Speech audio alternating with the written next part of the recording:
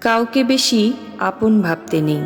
যাকে যত বেশি আপন ভাববে সে তত বেশি তোমার বিশ্বাস নিয়ে খেলা করবে। কাউকে তার ভালো মন্দ বেশি বোঝাতে যাবেন না, এতে আপনি খারাপ হয়ে যাবেন। তাকে বরং ছেড়ে দিন।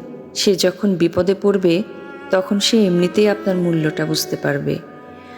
অন্যকে কাঁদিয়ে নিজে ভালো থাকবে এমন প্রত্যাশা করা বাদ দিন।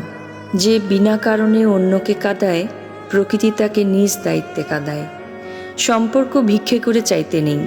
জীবনে কখনো কাউকে অনুরোধ করে ধরে রাখতে নেই।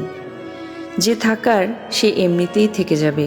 ভিক্ষে করে কখনো কোনো সম্পর্ক ধরে রাখা যায় না, সত্যিই ধরে রাখা যায় না। রবি ঠাকুর বলেছিলেন, ঘরের মধ্যে তুমি যত ইচ্ছে কাঁদো, কিন্তু দরজা খোলার সময় হাসি মুখে খুলবে। কারণ যদি কেউ দেখে নেয় যে তুমি ভেঙে পড়েছ, তবে সে তোমায় আরও ভেঙে দিয়ে যাবে।